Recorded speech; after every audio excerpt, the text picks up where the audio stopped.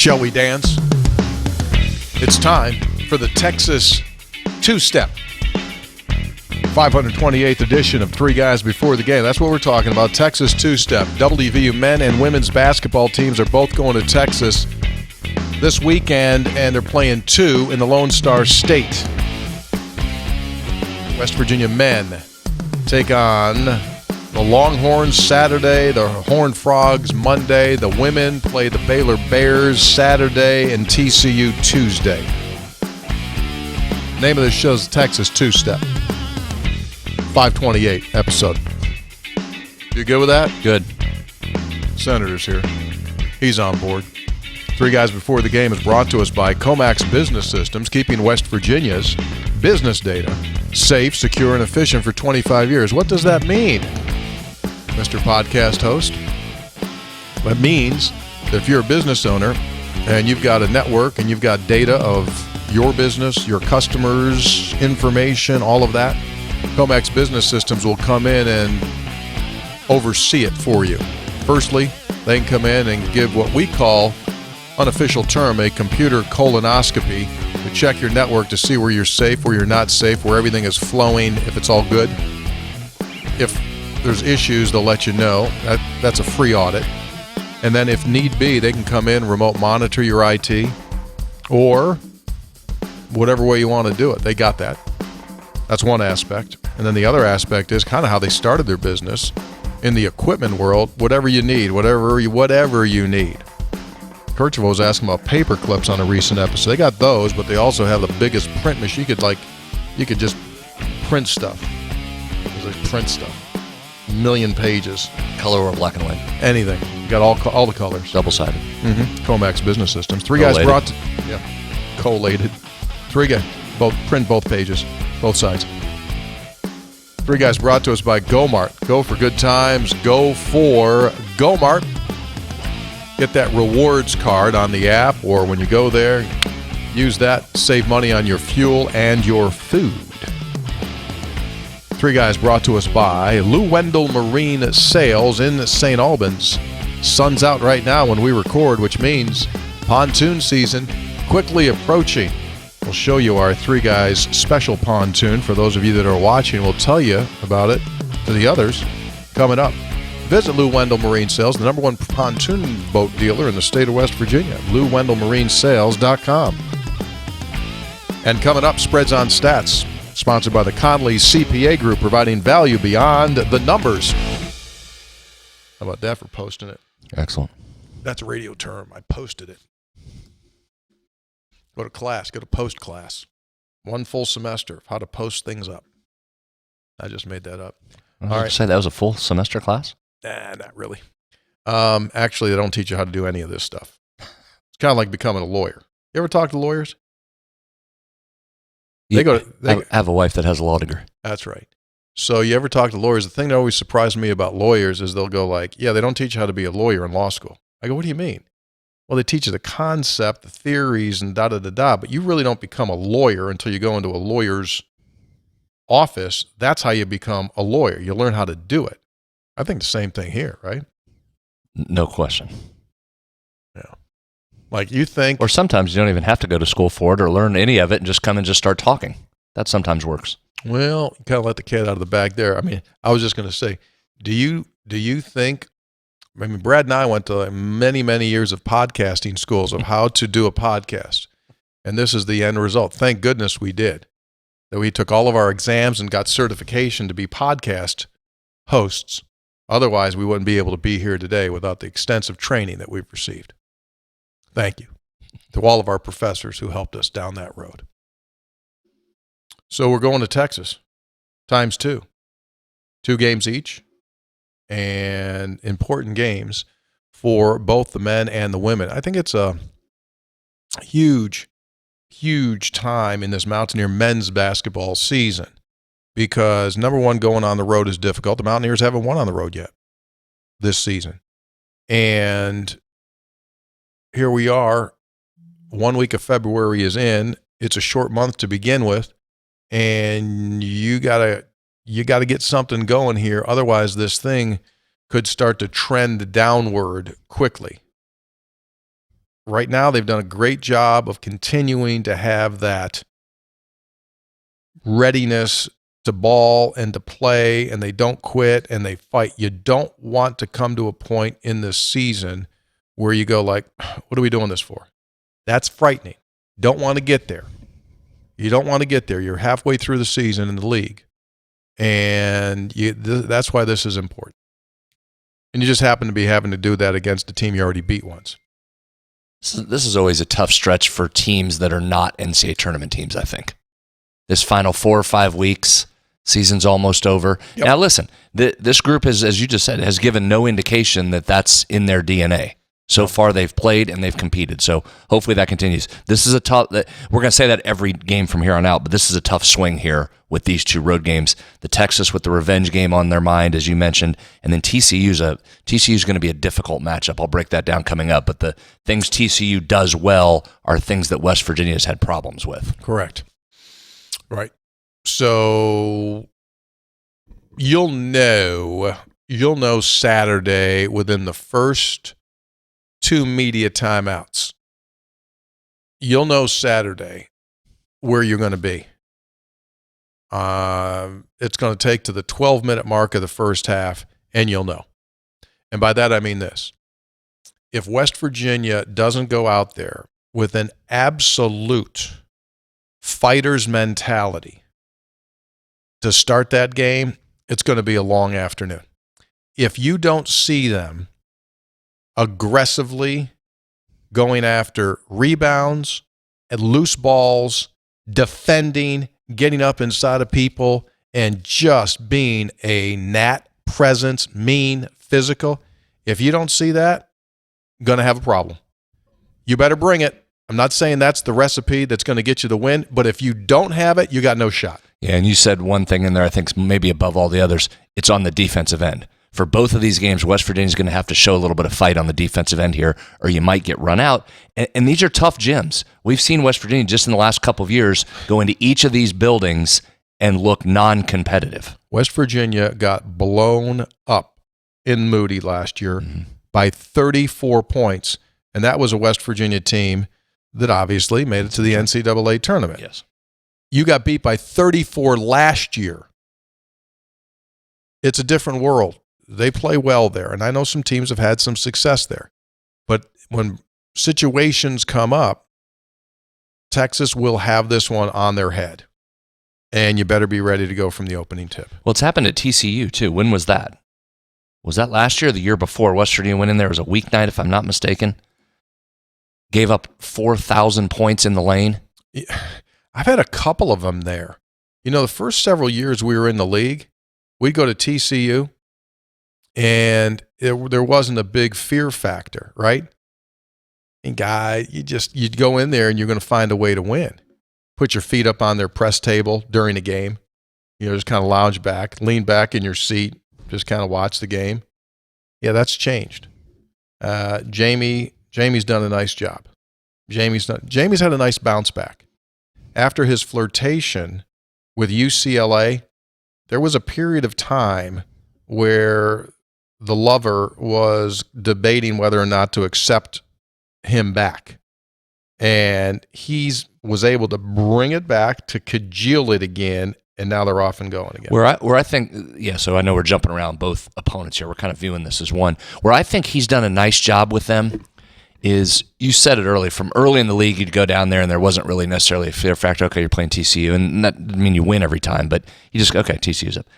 They've turned into a good program and a good, so now you're not surprised. Like, you look at TCU, they're 30th in the Ken Palm, and you don't go, well, how well's TCU playing? They're 30th now in the right. You just expect them to be in that upper middle half now. Yeah.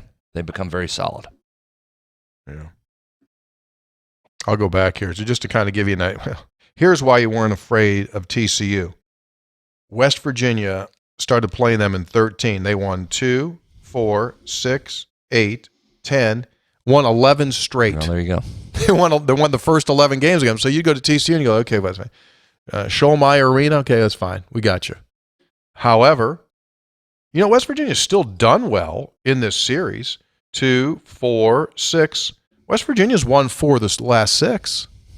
But last year at Schollmeyer, actually it wasn't that Yeah, wide. the score was close, but was that the game I'm remembering where you couldn't stop a layup, but you still kept it close? Is that what I'm thinking of? It had to be. We got beat by 4, 76-72 in the previous visit.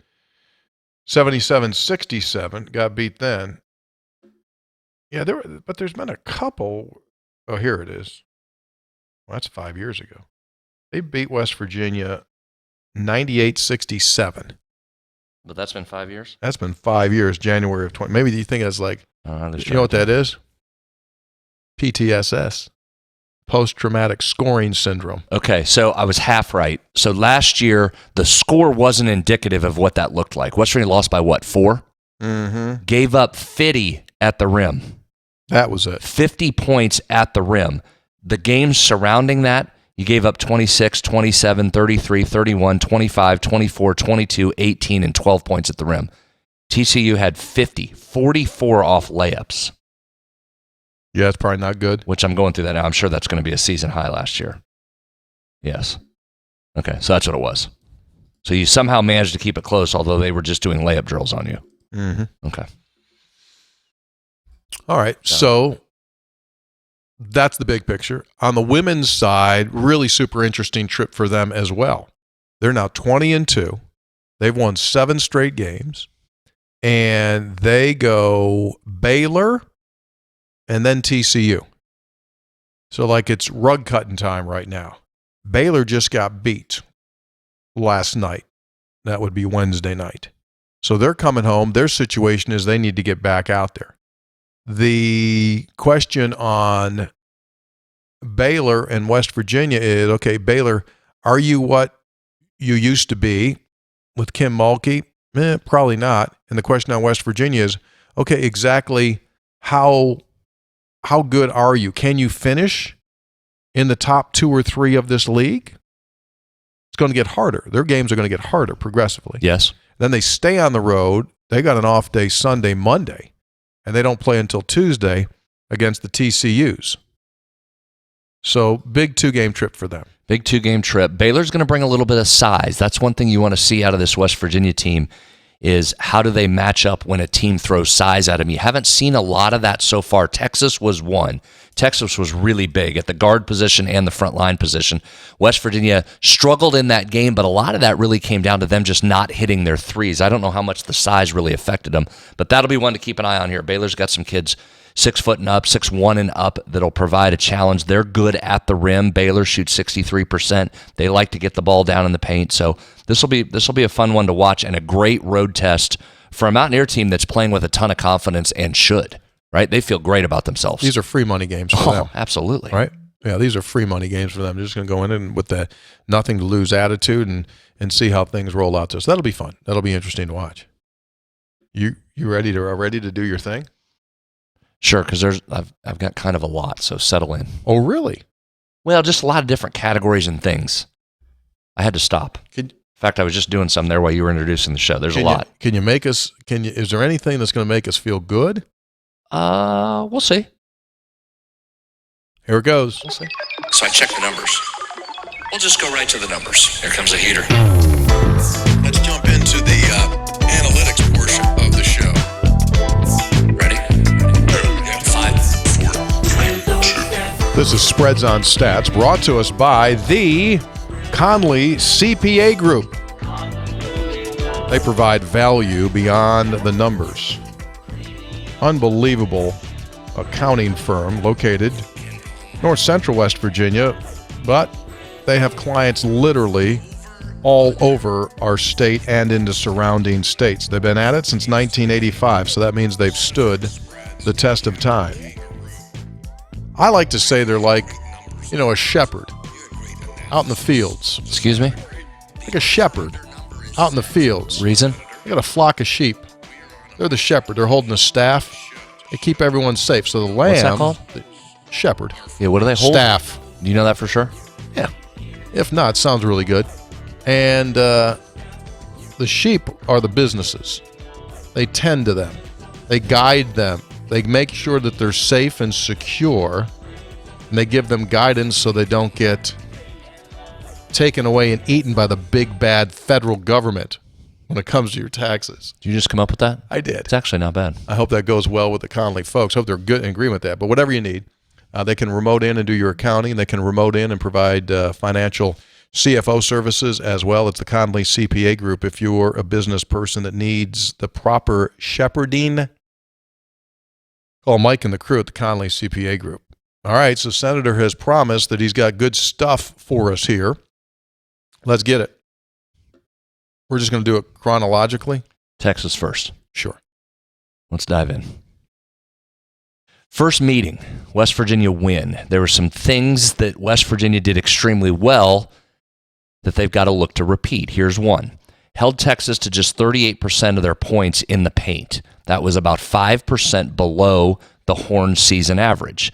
Remember, that was coming off a game when West Virginia had gotten blitzed at the basket. And so that was a big talking point going into that game is, could you shut off the rim? Could you shut off a team from taking it right at you? Texas is going to want to go right at you. Can you stop it? Well, they did. Texas had just 18 points at the rim, which is the fewest allowed by West Virginia all season in Big 12 play. Did a nice job there. Texas now, they shot it really efficiently, 10 of 10 on shots at the rim, which again are defined as shots within 4.5 feet of the basket. 10 of 10, but the volume wasn't there.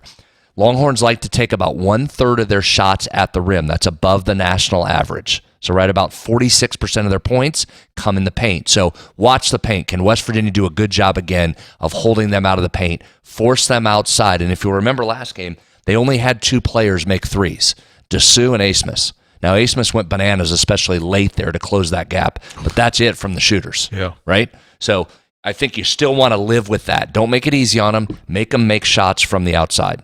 The other thing West Virginia achieved, they made it ugly, if you'll remember. 22 turnovers from Texas in the first meeting.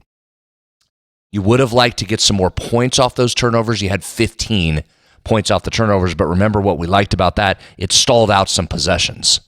So 22 turnovers. That's where West Virginia has to make some hay. It's not a great turnover-producing defense, but Texas turns it over a lot. That's one of their deficiencies. You've got to take advantage of that. Now, on the flip side, so turnovers are going to be important because on the flip side, you've got to watch Texas. They're 17th nationally in turnover percentage, and they get 16 points per game off of that. I'll get back into this category and something coming up here in just a minute. But watch turnovers. West Virginia needs them, and you have to keep the ball from Texas from letting them get cranked up with turnovers. Be stingy. Especially at home, right? You don't want them stealing and running on you at home. Mm-hmm. All right, here's the other part defensively. Pick and roll. You have to watch this. West Virginia gave up a season-high 28 points to the pick-and-roll ball handler in the first matchup. 6.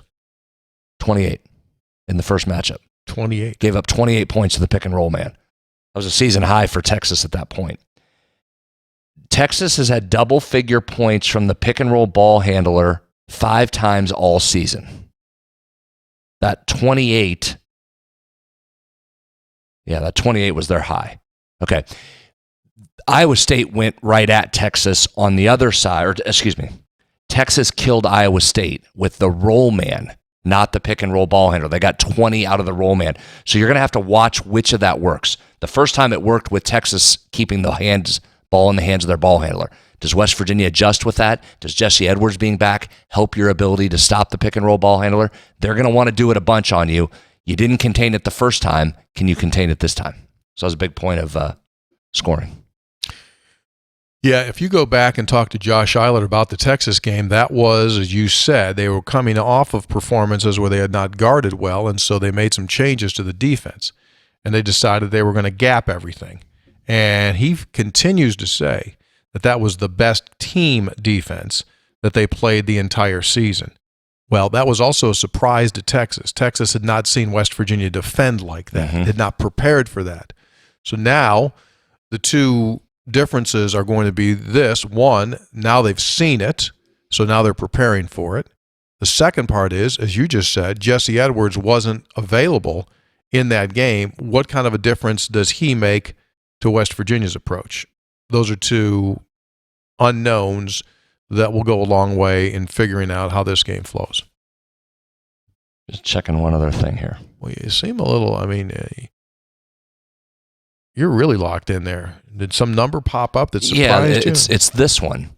So let's talk catch and shoot jumpers, guarded versus unguarded. The only time all season Texas has been shut out with points from unguarded catch and shoots was against West Virginia. That won't happen again. They got no points off that. Yeah, that won't happen again. Only had one. Only got one unguarded look. The whole game. Last time. Mm-hmm. Wow, maybe that's why Josh says the defense was the best of the season. Yeah, that's pretty good. I had forgotten that stat until looking at that. Okay. So just keep an eye on that. Well, that was obviously a huge advantage for West Virginia. Didn't get any points off open looks. Remember free throws in the first meeting? West Virginia was plus 11 points on plus 20 attempts. Correct. They took 41 free throws against 47 field goal attempts, did the Mountaineers. An 87% free throw rate. That was the ball game right there. Yeah, Texas took 21 free throws to West Virginia's 41. West Virginia made 27. So it was one of those deals, and we've seen this happen both sides for West Virginia this year. On this particular day, they made more than the other team attempted, plus 6. Yeah. If you're plus 11 points on plus 20 attempts, that's a win. So the number we're looking for there, if you want, because I'm sure everybody's sitting around at home with their iPhones out with their calculator wanting to do math while they're watching games. Or Texas Instrument calculator, maybe. Yeah, one of those big ones with the tape. Ribbon on that if you want to do that. Just print, so then you can put the tape out and keep it alongside you as each point in the game. If you're watching for a number, watch 43% as a free throw rate. So you'll take the free throw attempts divided by the field goal attempts, gives you your free throw rate. If it's 43% or above, West Virginia's won those games. If it's below that, you haven't won a game. Pretty clear line. Okay, so 4 words. Get to the line. Got to get to the line. So that while you're watching the game, if you want to be the smartest guy in the room when you're listening or watching the game on Saturday, you can just kind of lean over to your boy and just go like, this isn't trending well. I'll say, what are you talking about? Well, our free throw rate's only sitting here at 36%. It needs to be above 43. Too low. Or if you go like, this is going exactly where we need it to go. What do you mean? Well, our free throw rate's 49.6% right now. Well, we just needed 43. We're fine. We're going to win this game. Mm-hmm. That's what you do. That's one. And then if they still question your number acumen, come with this. Your assist rate needs to be right around, you can take a 59, but it's got to be 60 or above. Assist rate. Number of assists divided by baskets made. That's where you want to be. So in the first game, West Virginia had 11 assists on how many baskets? To 21 fielders. What was that? That's low. That is low. Mm-hmm. So what overcame that? So that's play less that out. than 50% because your points at the foul line. 52%. So you're a little bit low. Your points at the foul line probably did. That's you were so good at the free throw line. But those are the two numbers to watch. You hit those numbers, you generally get a win. All right, West Virginia out-rebounded Texas the first time. And a lot of that was, this is where one of the games where the team really started to rebound well. You had 11 from your 2 point guards, Creasa and Noah Farrakhan. In fact, Farrakhan was your leading offensive rebounder. Texas is good on the offensive glass, but not elite. So can you limit them a little bit? Very good. But we've faced some teams in this league as West Virginia. We've talked about teams in this league from a West Virginia perspective that have been elite, like top 15 teams on the glass. Cincinnati was one of them. Yeah. TCU is going to be another one that's elite. That's not Texas, but they're still very good. So can you keep them off the offensive glass? They're just 214th in defensive rebounding. So can West Virginia get to the offensive glass, number one? You had 10 in the first meeting. 5 came from Pat Sumnick. But here's the more important part. I keep saying this. It's not just the raw numbers of offensive rebounds that you give up or that you get. It's the points you get off of those. Because from a West Virginia perspective, you're always looking for ways to find points. Free throw line is one of them. Offensive rebounding can be a sneaky one. You can get out-rebounded, but if you get a lot of second-chance points off what you get rebound-wise, you've got a shot. West Virginia only had 10 second-chance points off those 10 offensive rebounds in the first meeting. Still got you a win, but that's something to watch as well. How effective are they at getting the ball and then putting it back in? Mm-hmm. Okay, we talked about Texas from three-point land. Asmus and Dessou were the only two to hit a three. Does that continue? They're 33rd nationally in three-point percentage. So keep an eye on that. All right, now let's dive down in the weeds for a second. This hasn't been the weeds? No, that's superficial, over-the-top stuff. That's standard stuff. Okay. Weed me. You want some hot spots on the floor? You know I like the hot spots. This has been working. Where This we has go? been working. Short right corner. So last week it was the short left corner. Which was better for West Virginia, although they didn't convert last week. They got the shots. So you're saying short right? So you're saying short baseline right? Teams shoot 47% from Texas in that spot. And if you expand that out to the right corner 3, teams are still shooting 40%. Now, teams don't take a lot of shots from there. And as we've talked, that's not a great spot for West Virginia typically. Just 7% of the shots have come, 7% of West Virginia shots have come from those areas. And you're only shooting 24% from the short corner and 25% from corner 3. Can I ask you a question that you may or may not know the answer to? Off topic, sort of. So you know the software Cerebro, right? Yeah, I think. Cerebro is the software where you can input the data as to what it is. What you're looking for. You're looking for. So what it is teams can put in, I'm looking for a player that shoots 44% or better from the deep right corner, right? You can put that in there. Okay. And it'll produce the database of players in college basketball that are doing that.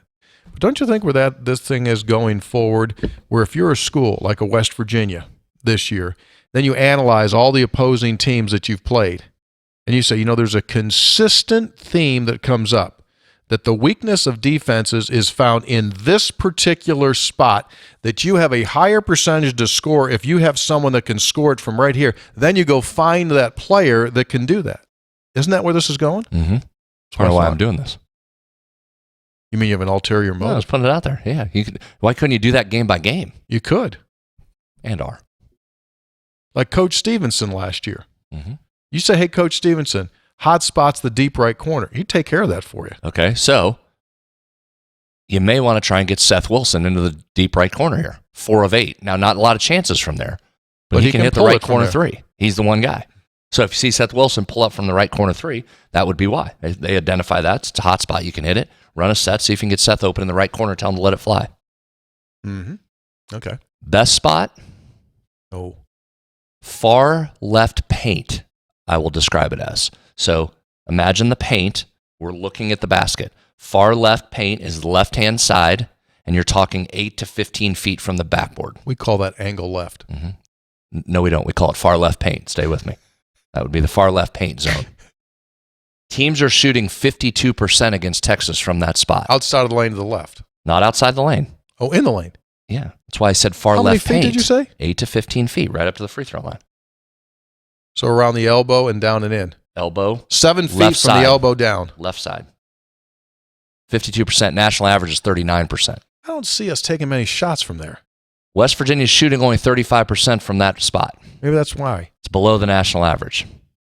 But West Virginia does like the right side. Let me ask you, let me go back a step. Mm-hmm. Do we shoot it much from there? No. That's interesting because I did, like during the course of, I don't see a lot of left side of the lane from 15 down to 8 on that left side of the lane being attempts. Mm-hmm. That's what I'm saying. That's a good spot against Texas. You want to work somebody there? Hold on, I'm going to give you exactly. I'd put Raekwon there. Would you? I'd put some stuff there for Raekwon. Oh, you would? Yeah. Huh. Hold on, keep talking because I'm going to show you something exactly. So he's going to come back here and say, well, I agree with you because he's shooting X from that spot. He's 5 of 6 from that spot. I'd take it. Mm-hmm. That's not what I was looking up here, but that's the payoff there to that spot. Again, those are small sample sizes, but that's a guy that gets to that spot. And what did we say last week? I'd like to see Battle put it on the deck a little bit more. He's elite getting to the basket. Get to the basket. Don't just settle for a 3. If it's there, take it, but get to the basket. So that's an important spot, I think. This stuff's in the weeds. Well, I told you I was down in the weeds. What'd you ask me? What's the percentage of shots from that spot? Yeah. Less than 5%. But yeah. you're a little bit above the national average. The national average is 4.2. It's West Virginia takes 4.6% of its shots from there. That's wild. Mm-hmm. Think about that, dude. Why wouldn't there be more than 5% of your shots coming from that particular piece of the floor? Well, it's a super small niche. I mean, think about what I'm saying. If you want to take that whole 8 to 15 feet left and right of the lane and bring it, because left and right of the lane, how wide's the lane? Yeah, I get that, but my point is... You're about 9% of your shots come between the left and the right side. But even if you shot left elbow jumpers, you'd think you'd get more than 5% of your shots are coming from the elbows. You'd think, right? 5% of your shots are coming from the elbows. You'd think there should be more. Left side's 4.9%, right side's 4%. But wouldn't you think there would be more? It's 15-foot jumper. It's not the game anymore. 28% of your shots are coming from the corner threes or straight on. 3-point game. Yeah, so watch Raekwon. If he can get to that spot, get by the defender out at the 3-point line, pull up just inside the free throw line, right in that spot. Okay, not bad. I have no reason to believe this, but if you had a shot chart when Jerry West played, I bet you he made money at the elbows. Right? Yeah, but that's not... I understand. It's a different game. He wasn't distracted by the three either. I know. I'm just saying, I bet you he just scored a ton. Probably right. Right in that range. All right, and the last one here, this is the last thing on Texas. The last one here where what they give up and what you shoot fairly well line up. There's one spot. Oh, this is good. Left corner 3. West Virginia shoots 39%. Texas's opponents are shooting 47% from that spot. Kerr's 4 of 4 from left corner threes. Yeah, I'd take that. 4 of 4 works for me. Small sample size. They give a 47% though from 3. Texas does. Left corner 3. I understand. Pretty specific. But that's a hot spot of real estate if you're out there looking for threes. Your corner threes, they're pretty common. Okay, watch that. Seth from the right corner 3, Kerr from the left corner 3.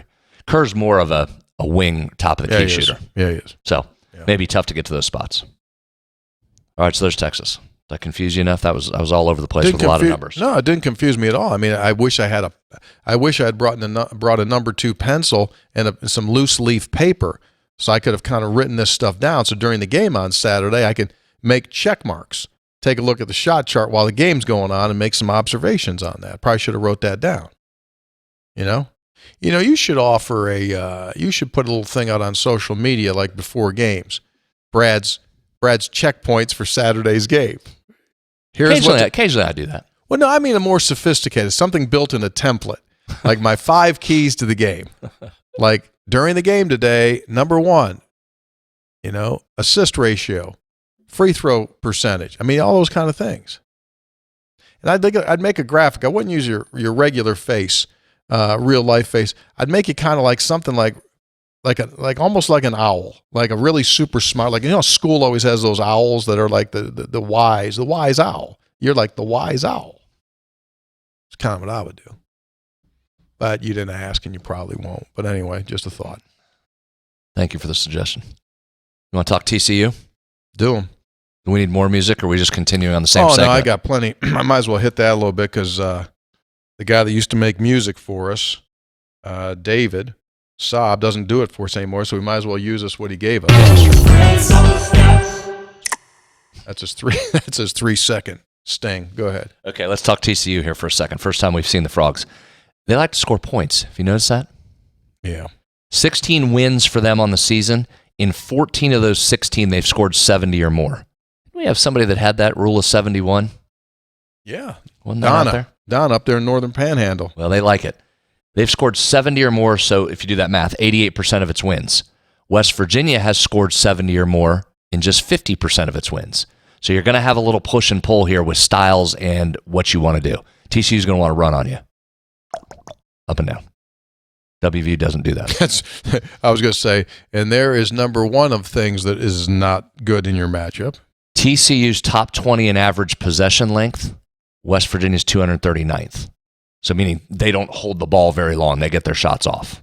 West Virginia is more deliberate. So right away, you're going to notice a difference in style of plays. Which style wins out? Okay. TCU leads the Big 12 in transition possessions per game, which would make some sense. It's part of why they go so fast. Like to get up and down the floor. Lead the league in transition possessions. West Virginia's 11th. So they don't do that a lot. Backing up that stat again. Here's what concerns you. TCU leads in transition possessions. West Virginia is last in the Big 12 points per possession in transition defense. So you want to look for an early key. Josh will tell you on the coach's show, he will tell you got to get back in defense, right? Transition defense is going to be important. We got to get back. That's going to be number one. Catch and shoots. Both of these teams face guarded catch and shoots a lot. West Virginia leads the Big 12. It's not a category you want to lead in, but they lead in guarded catch and shoot jump shots. TCU's third. So they face a lot of these as well. Now, TCU's been better at making them. They're fourth in the Big 12 in points per possession on guarded catch and shoots. So which of those plays out today? Can West Virginia guard TCU? Will TCU be able to guard West Virginia? Does that stay where both of them have to take a lot of guarded jump shots? And if so, if the numbers hold, TCU's been better at making those than West Virginia has. So we'll keep an eye on that. This was interesting. West Virginia's moved into second in the Big 12 in points per possession on unguarded catch and shoots. So they're really heating up. When they're left open, they're starting to knock down shots. Now, they get the fewest of those in the league, but they're second in points per possession. So that kind of ties into that assist rate, too. If that ball's moving and that extra pass is being made and you can get some open looks, that's been a trend that's working positively for West Virginia. They've been hitting open jump shots. And it underscores the fact that they're not patient enough on offense and they don't make the extra pass. You make the extra pass, what do you have a better chance of getting? An open look. Right. And they haven't done that. TCU likes to get to the rim. So just like we talked about Texas trying to shut that rim off, you've got to do it against the Frogs. Now, a lot of that comes from this transition. I'll talk about that here in a second again. But that's part of why they're getting so many shots at the rim. They average 38% of field goal attempts at the rim. National average is 31, so they're 7% above that. They shoot at 65% on those shots, so they're good there as well. Watch the baselines with them. They're very good from the baseline. Left corner threes, left baseline twos, right baseline twos, all above 40% from the field. So they like that whole baseline area. Pay attention to that. Shooting zones for West Virginia. Left baseline two is back in play. Teams are shooting 39% against TCU. Paging Raekwon Battle. Quinn Slazinski can shoot it from there as well. Left baseline two. Okay. In the paint right side, remember we just talked about this? Raekwon, from 8 to 15 feet on the right-hand side, that's a spot for West Virginia as a team that it shoots pretty well. About 46%, which is right exactly what teams are shooting against TCU in that spot. So that little mid-range might be there in both of these upcoming games. Here's a major key. West Virginia's going to have to protect the ball. So TCU is 29th in opponent turnover percentage. They're 20th nationally in steal percentage. So part of why they get so many transition opportunities is they're stealing it. Yeah, they take it from you. So live ball turnovers, you hear coaches talk about that all the time, that'll kill you. So West Virginia has to protect it, limit turnovers, which in turn will limit some of their transition points. You may have a chance to be around this game. If they're turning West Virginia over a bunch, especially with steals, look out, that could be a problem. Not done. Two more. Yeah, go ahead. TCU doesn't put you on the free throw line much. That's not good. 24th in opponent free throw rate. Jamie's teams never foul. Didn't foul when he was at Pitt. Why would they start fouling now? Can you get to the line on him? So watch that early as well. Can you keep him off the glass? 22nd in offensive rebounding rate are the Frogs.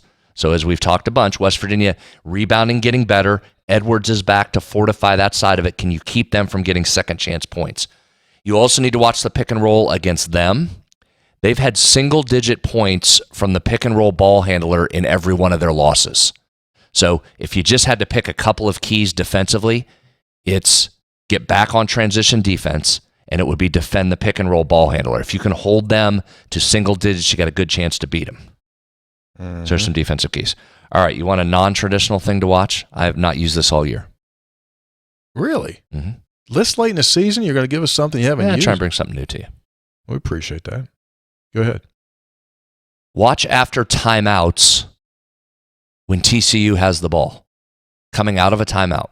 Right. ATO, as they're often called, Tony. ATO. Yeah. TCU has scored single-digit points after timeouts in only 6 games all season. With me?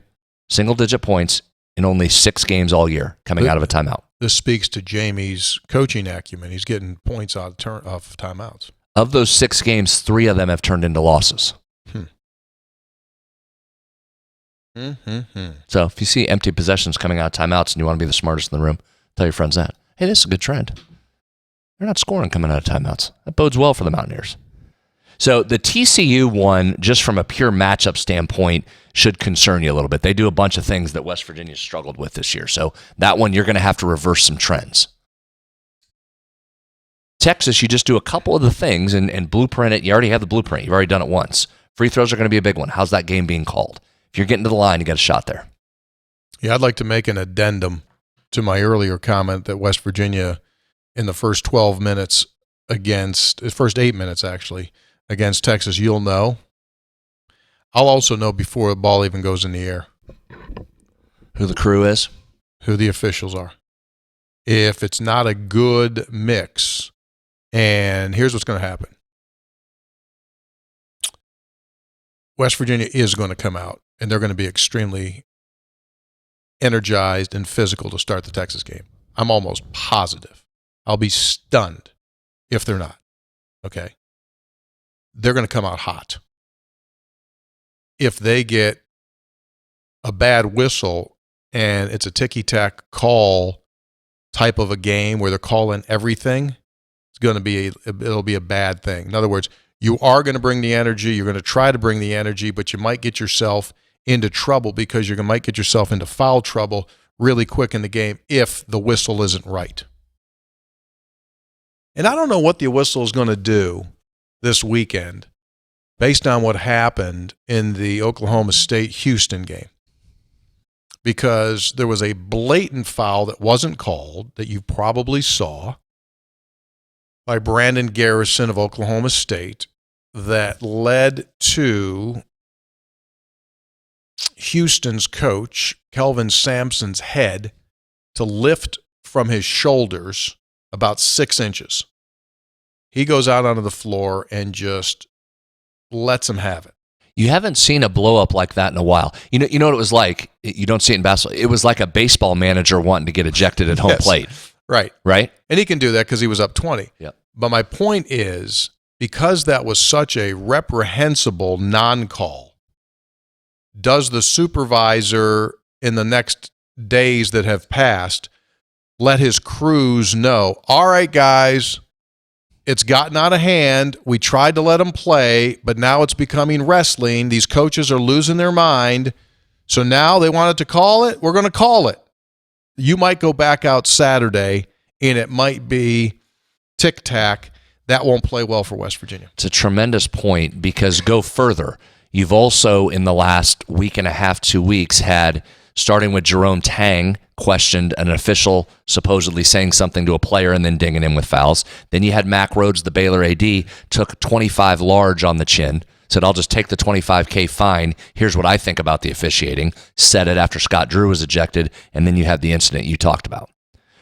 The challenge for West Virginia in this game is you were at home and you won by only 3, and you got to the line by far the highest free throw rate you've had all year. Can you win if that's not happening? Right. If you're not plus 11 points at the line, where's that difference in points coming from? So you've got to be able to make some threes. You've got to be able to get some putbacks. You've got to limit turnovers. They've got to be missing shots, because I'm doubtful you're going to have a plus 11 advantage on the road over Texas at the free throw line. Correct. Could be the opposite. Might be. Yeah, it could be the opposite. As everyone knows, if you're a regular listener, I have great marketing ideas, and created the beer, the popcorn, the show, and and I sent a note to the Baylor folks when their AD got fined the $25,000. Made a suggestion to my guy J-Mo down there, John Morris. I don't think he brought it to the attention. I said, what you guys should do, your marketing folks, go find a pretty good regional-sized optical company like a Spectrum or it's one of these national brands, whatever the heck they are down there, right? You say, okay, here's the deal. We're going to do a campaign. You give us the $25,000. to pay the fine. Okay. Yeah. Then the optical company does a whole big promotion. They get the PR. They say, we have donated $25,000 to Baylor to help whatever way they want, but we encourage them to offset the fine from the situation for the athletic director. And we are providing a special promotion that, while obviously the officials can't see straight, we want Baylor fans to see straight. Buy one, get another pair of glasses for 50% off, because we're behind the Bears and we want everyone to see straight. I think it's a good deal. Did I ever tell you in college about the glorious 3-week period that existed one year? What? So I was taking a nap one day. You know, as you do in college, nice afternoon naps. They're the We don't best. have much to do, just take a nap. And I had the local radio station on for whatever reason, and I'm listening. And so I wasn't quite sure as I woke up if this was a dream or did it actually happen. But I woke up and thought I heard a commercial for an all-you-can-eat McDonald's on a Wednesday night from like 5 to 7.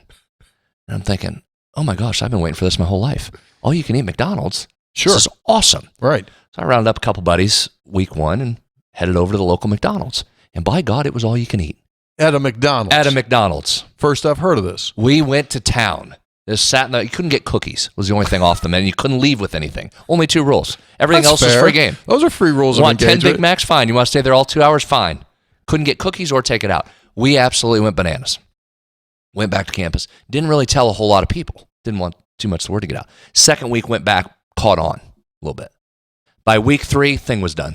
Done. College Shut it kids down. were eating them out.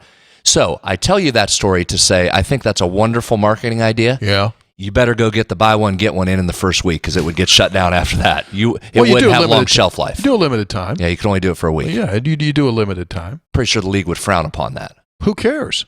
You're not Well, going to. you're a member institution of the league. But the schools doesn't have anything to do with it. The optical place does it all by itself. They said, hey, by the way, don't know what Baylor's going to use it for. We just happen to give them $25,000, and then just do it yourself. Yeah, you wouldn't get very far. Oh, I think you would. It's a very creative idea. I think it would work. You don't have enough people out there with the intestinal fortitude to do that kind of stuff. I'd say guarantee you somebody in West Virginia would do it. Someone in West Virginia would do something like that, and not in that realm. If they felt that something bad happened, they would take advantage of it. You'd have to be creative because you couldn't use the school's name or marks in that. You'd be able to do it nowadays. Heck, you'd be able to get that done. See, once again, you've had a very creative idea that's light on the details. So that was right on your brand. Beer seems to be going well. Popcorn, can't keep it on the shelf. Coffee, they're calling Guatemala, Ethiopia, and Colombia every day. Speaking of popcorn, all that went out, right? There was a lot of it. I've got some updates on that. Okay.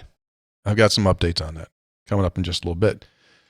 Spreads on Stats By brought the to way, us. the coffee's going well. If you haven't noticed, I've got my... Well, here's what's bumming me out. I've been sitting here twisting because I literally made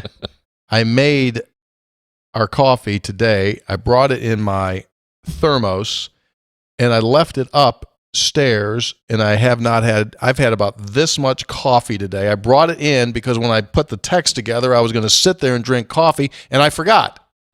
So now I got a quandary. It's the afternoon. Now, do you take it because you'll Do be I up all drink the night? coffee? Yeah. Otherwise, I'll be walking around my house doing somersaults at 3 a.m. Yep. Clock's ticking. First world problems. Spreads on Stats brought to us by the Conley CPA Group.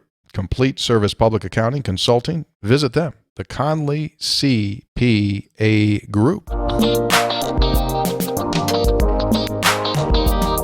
You want me to text you Saturday if Raekwon hits a Yeah, keep me up to date. left paint jumper? You feel free to text me. I'll check them. I'll check texts during timeouts.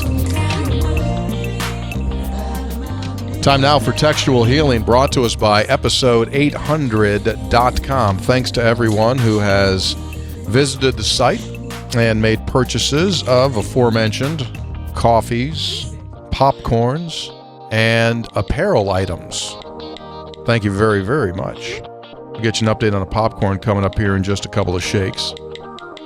If you're watching in, just by chance, Brad and I wore the the Three Guys merch today with the new what do you call it? Secondary logo. Secondary logo. Secondary logo, which I kind of like a lot. Not that I don't like the first, but the secondary is kind of neat.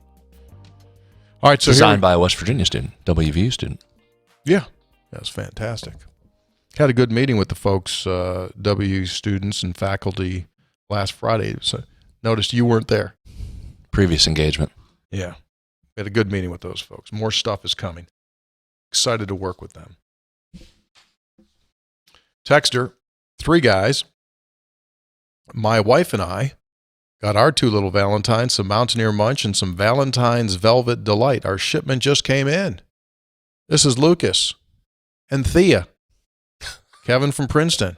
Look at them little children eating out of that popcorn. Mountaineer Munch, Valentine's Velvet Delight. So I got both kinds.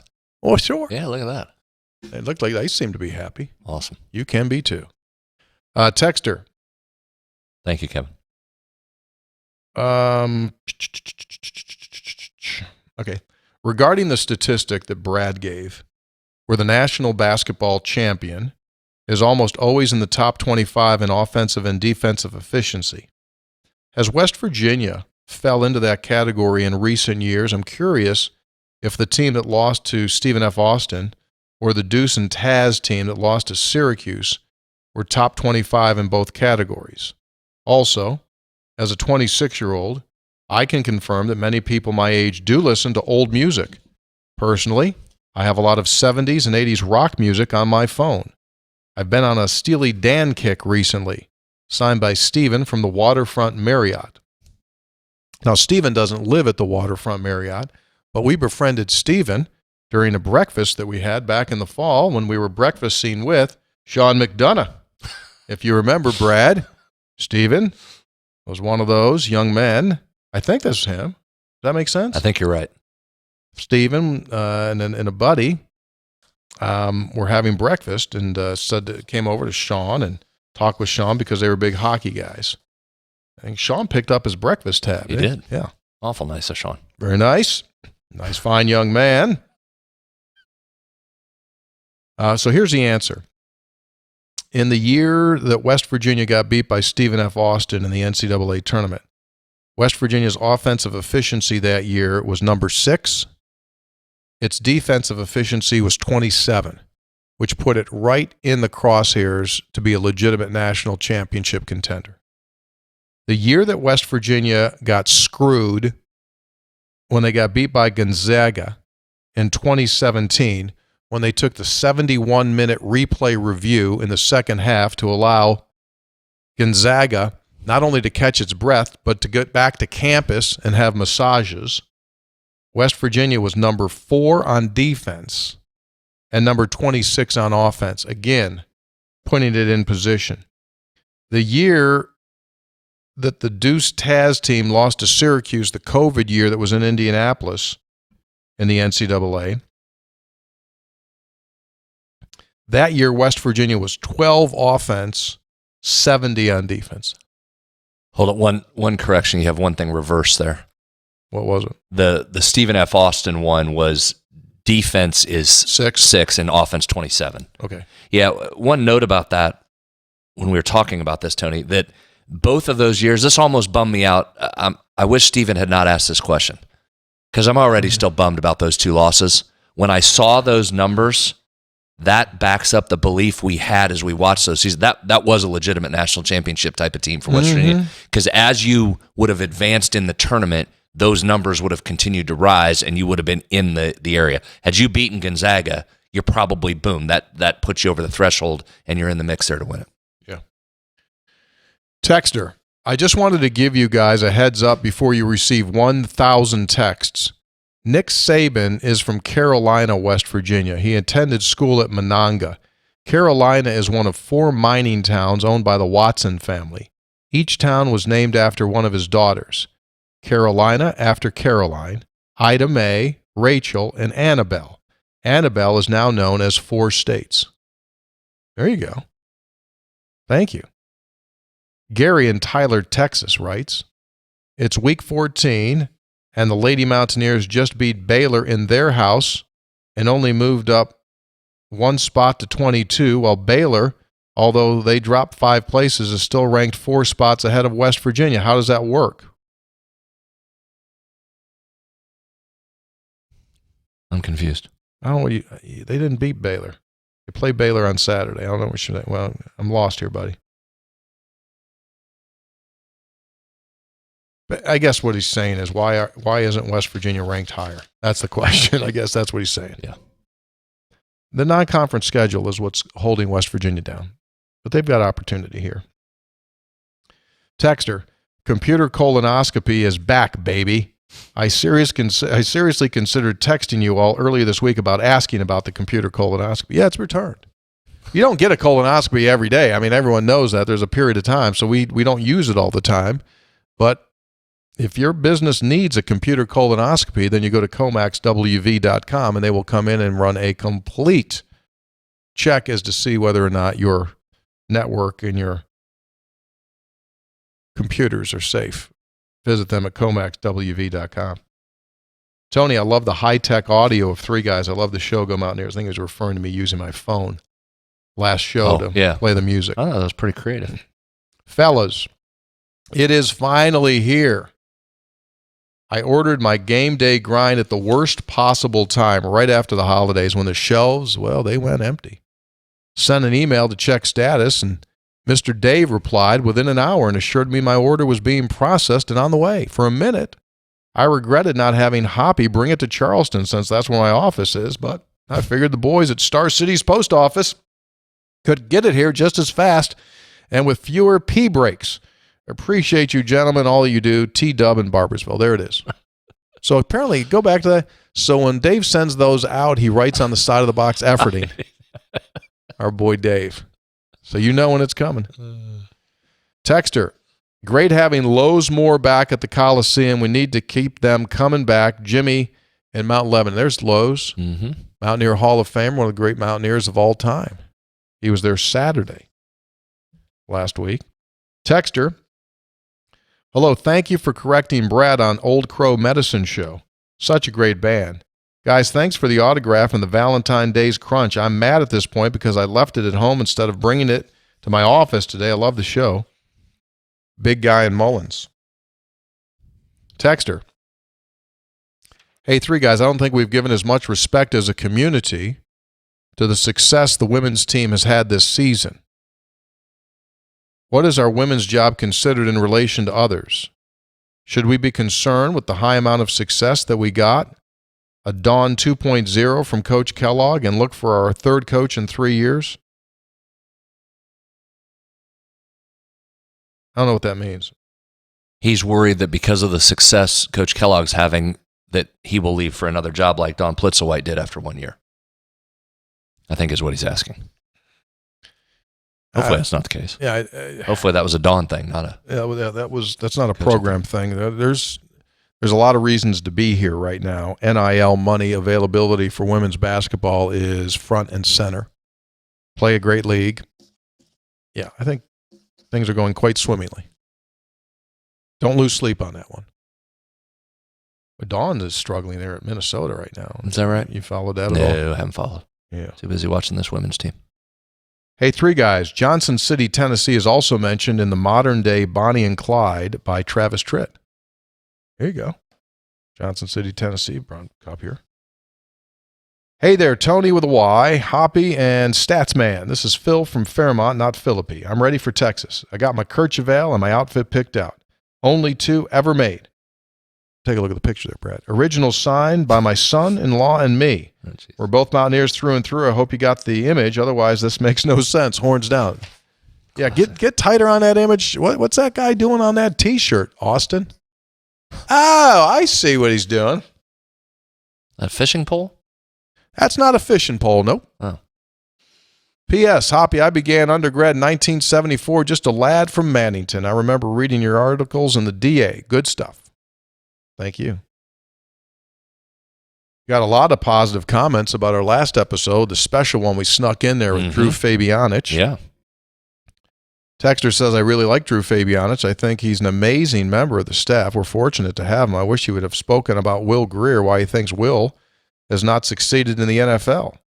I was thrilled when he was picked up by Dallas, but playing behind Dak and Cooper was tough. He played so well the last game, received high marks from coach and Prescott, but he's just been bounced around since then. Now with Harbaugh going to the Chargers, I expect there might be more changes in store, possibly another great WVU quarterback. I'd be interested to hear your thoughts. Drew was great. That's a good point by Gary there. I would like to know that too. I'm baffled. Given all the backup quarterbacks that have played in the NFL this year in particular, that Will Grier can't get more run, right? Especially given what he did in that final preseason game. You're telling me there's that many guys that are producing more than Will Grier? Come on. I agree, Gary. Yeah. There's some weekends there in the NFL as the season goes on when those backups go out there. That's not a pretty picture. No, it's not. It's a hard position to play. It is. Not a whole lot of guys can do that. I was traveling back to Morgantown from attending Recovery Day at the Capitol yesterday. I really hoped to see Hoppy, but I never ran into him. So I stopped in Flatwoods with the full intention of visiting the Cathedral of Gomarts in Flatwoods. And I'm pumping my gas. I realized that I had accidentally driven up the hill and filled up at a competitor's location.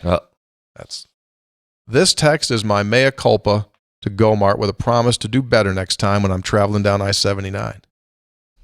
Well, I mean, if you come into the confessional with the guilt that you did make the wrong call and you can acknowledge that, I think they'd accept your apology. Right? Agree. But the next time you need to know that if you need to save on fuel and food, get that Gomart rewards card and they will take care of you. And you might see Hoppy. And you can get yourself a toasty cup of coffee. Texter. 3 guys, 2 things. Number 1, did Drew Fabianich know that he was being recorded? Why? What does that mean? Okay. Number 2, Tony talks a lot about smelt. Every time he does, I think about growing up in Niagara Falls, New York. We look forward to Uncle Dickie coming by with a full catch of smelt. Uncle Dickie worked for the Niagara Power Authority, and the guys would put up nets at the upper Niagara River right in front of the giant intake facility where water would be drawn and sent downhill to the hydropower plants at the lower Niagara.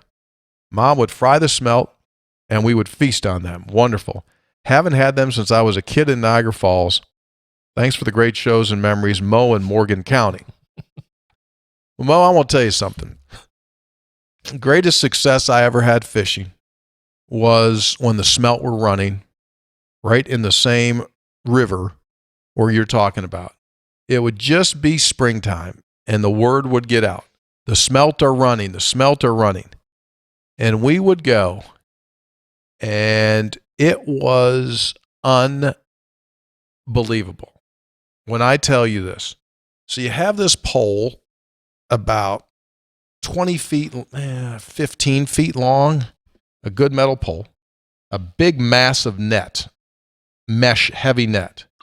I mean big. And you'd have a rope tied on the very end of the pole. You'd dip your net, you'd hold that net sideways, another guy would get off on an angle, he'd bring the rope back in because there's going to be too many fish. He'd bring them in there. And when they're running, that net would be completely filled. I'm not exaggerating. We would come home with 3 or 4 large, not kitchen garbage bags, but the big black garbage bags. Industrial size, contractor size, yeah. To the top, filled with smelt. We were like apostles. We would, and you do it at night. We'd bring those home, and I'll never forget it. I brought that bag into our house, and my mom and dad went like, what? So we go downstairs, scissors. Cut the head, cut the tail, run the scissor up, put your finger in there, gut them out, and you fry them. Did you eat all those? Hell yes. Hell yeah. How long did it take you to get through all of them? I don't know. You freeze them. So you didn't have to eat them all right there. Oh, no, it'd be impossible. That's why I asked. I mean, you'd walk around, you'd look like Orca. You ate all those smelt. But, now you know Julie Latanzi. Sure. Well, her mom makes me smelt every Christmas Eve. To this day. Love her mom. Yeah. Yeah. It's fantastic. Wonderful. To this day. Donna. She'll cook them up. So they go up, Pittsburgh, Christmas time, December, to get the smelt. She does them, fries them, brings them to me. So they don't use the big net. No, Julie you can doesn't. buy them buy them that way, in frozen. And that's one of the 7 fishes. When I do Feast of the 7 Fishes, Don always gives me. You got one down. 6 are on me. Yeah, you got one down. Yeah, those are unbelievable memories. Texter, Scope, Senator, and semi-retired Hoppy. My order of popcorn, Tony, made... Well, let me read this right. My order of the popcorn that Tony made showed up as good as advertised. Seeing the efforting on the box, I knew exactly what it was even before at the packaging label. The Valentine mix is good, but I prefer the Mountaineer Munch. Greg and Buchanan. Well, sure. I think you're right.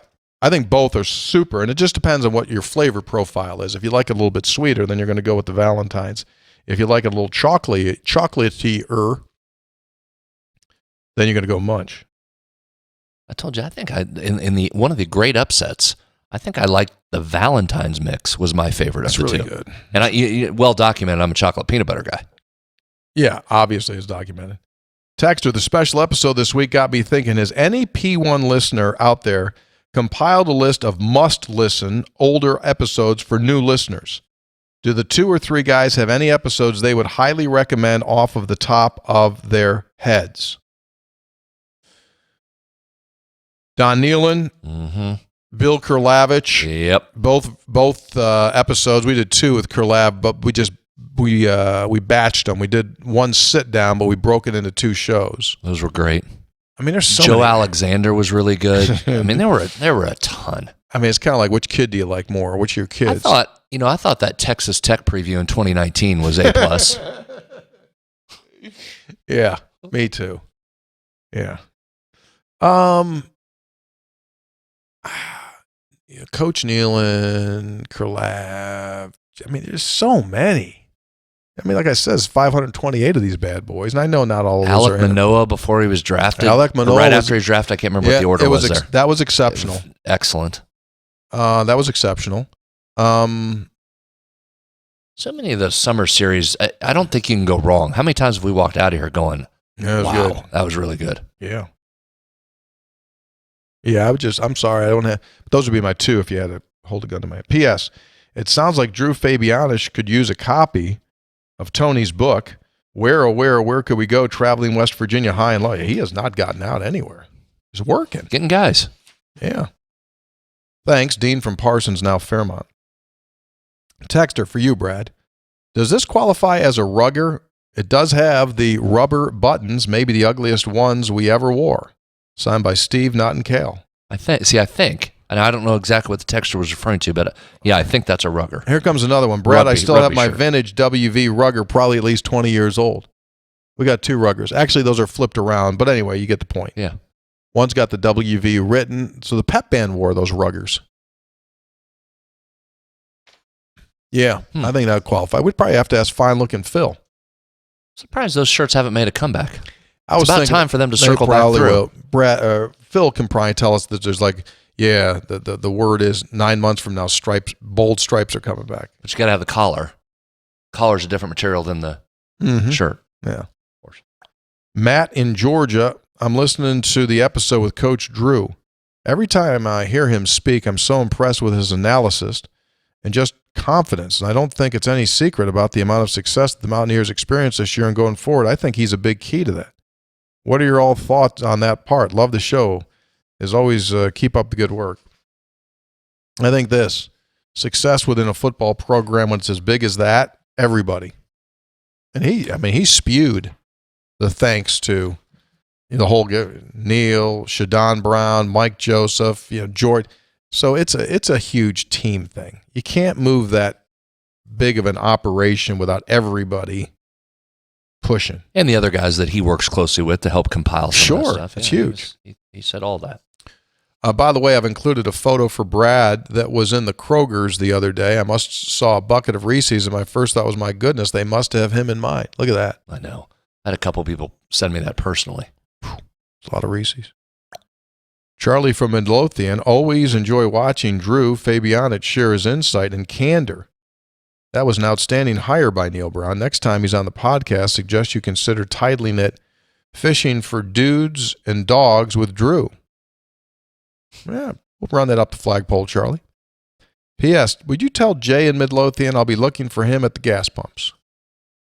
Absolutely. Texter, referees and umpires are certainly becoming difficult to get for almost any game. They take far too much heat, but if they all officiated like former WVU football player Daryl Miller, all would be right in the world. He's everyone's favorite official. He works youth baseball and basketball games in Eastern Ohio, and we could not be happier when we see him that he'll be calling our game. He calls all the kids by name, congratulates them with enthusiasm, and gives them helpful tips. He's seen here in this photo with my son at bat. Awesome. Amy in New Martinsville. So there you go. So, I love it. So Daryl Miller's working up there in Eastern Ohio, working games. So for those that aren't familiar, he played for the Mountaineer footballers 78 through 82. He was originally from Philadelphia, 6'3", 205-pounder. And his career caught 113 balls, 1,800 yards, scored 10 TDs. Plus, he had some special teams plays as well. So thank you, Daryl. And Amy. That's great. Yeah. Hey, three guys, Rob in Atlanta here. One of the things I like best about listening to your show is that almost every show, something reminds me of growing up in Morgantown. Oh, by the way, I've designated now, new rule I've put in. We get a lot of long texts. I'll do one long text a show. This is today's long text. So Rob says, the reference on this past Monday to North Elementary and the talk of Tony berating the grade school basketball game officiating crew brought back a flood of memories. I was part of the first set of students that attended North Elementary. I was in the inaugural North Basketball League, and I remember our team name was Larry Smith's Buick. One of the memories of playing is Coach Dan Martinelli, who used to coach his son's team. Without fail, I still see him on every WV basketball game sitting at the Coliseum scorers table. Yeah. Mm-hmm. After my illustrious North basketball career, I later interacted with Dan at Morgantown High, where he was a teacher. Now, the North Elementary mention also reminded me of Sandy Yackham.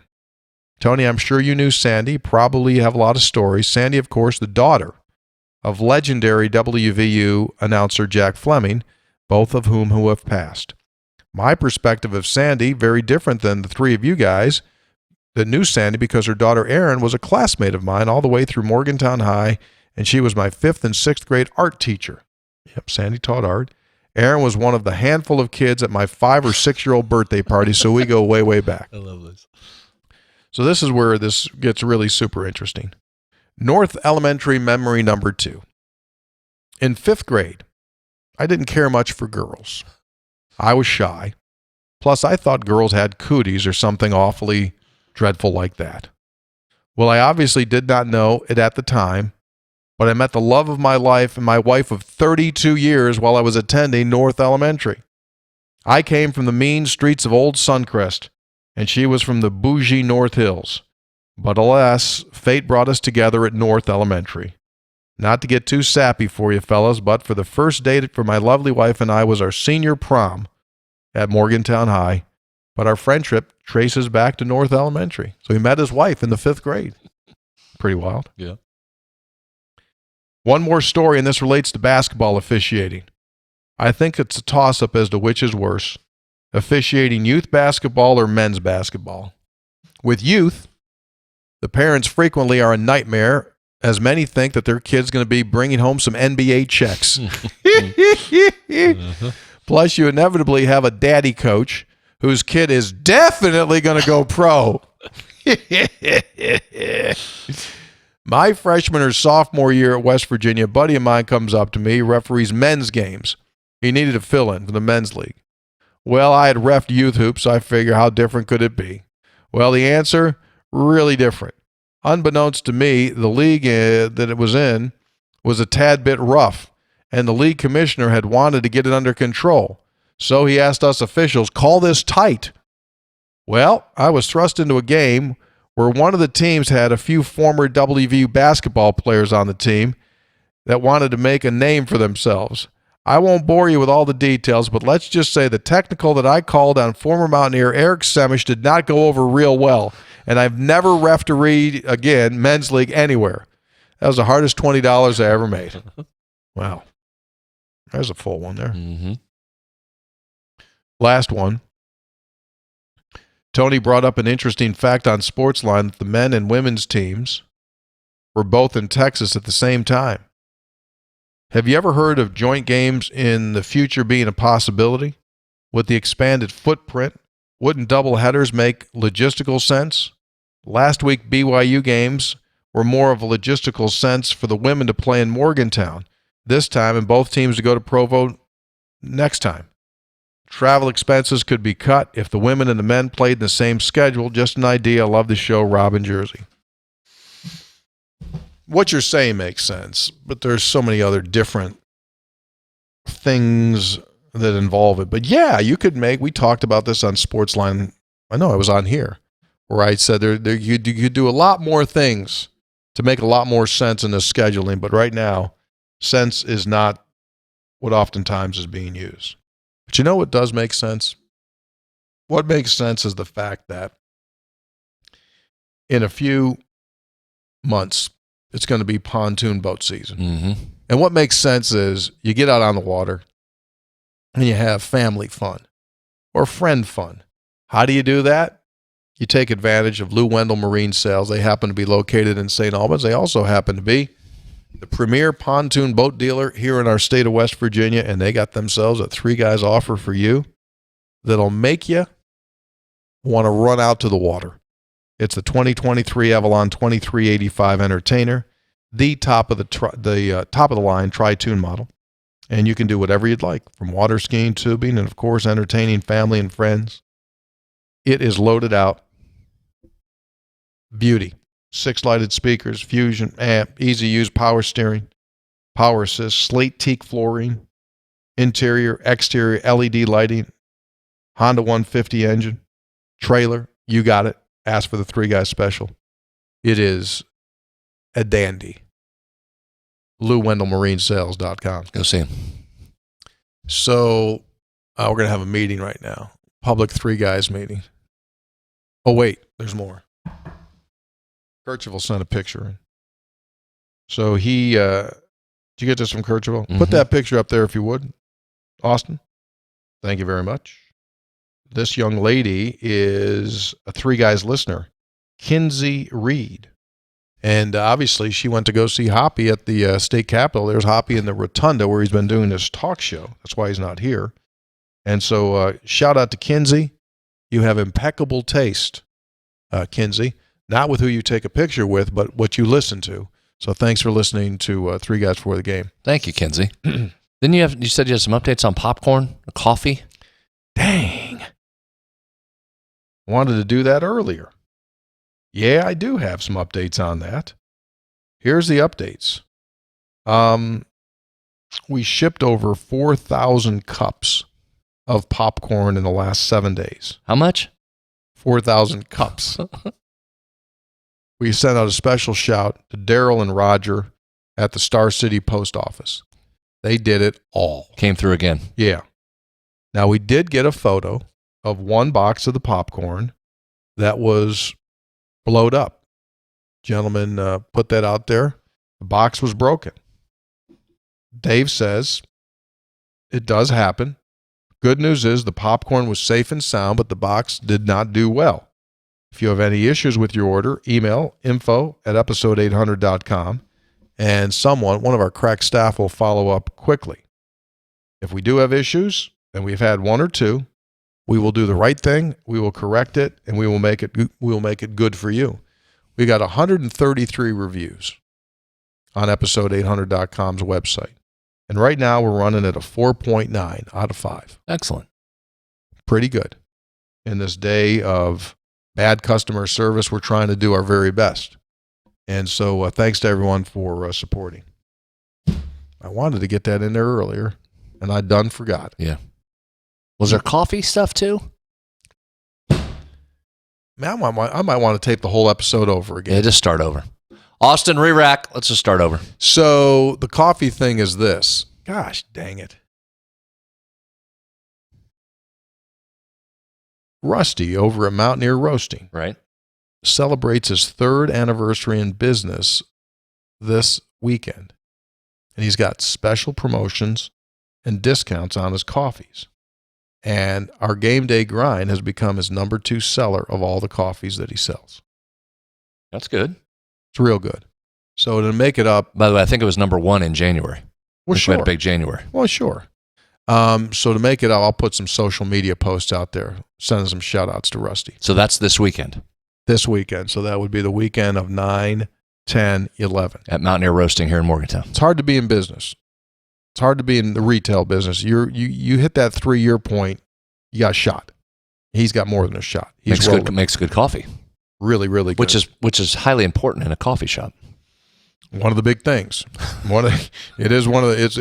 However, there was a coffee place that no longer that closed up here, really close to our broadcast location. You remember? Dan would go over there to get coffee. He'd come back and he'd say what? Well, they wouldn't have the coffee available. They didn't have coffee. So it doesn't matter if you make good, you better have coffee available. Yeah. Got to have coffee if you sell coffee. You go to Rusty's, Mountaineer Roasting, they got coffee. They'll have coffee. Good coffee. Really good coffee. All right, we're out. Thanks so much for being with us. Now, I was going to have this meeting. We've got to have a meeting. When are we recording again? Tuesday? Tuesday. 'Cause we can't do it Monday. We'll wrap up Tuesday's game. So it'll be Tuesday, Thursday. Quick turnaround. All right, cool. We'll be back Tuesday, and we'll recap the 2 games in Texas. Kind of a fragmented show, wouldn't you say? Yeah. I'll tell you this. Of all the episodes we ever done, this has been one of them. Thanks for listening.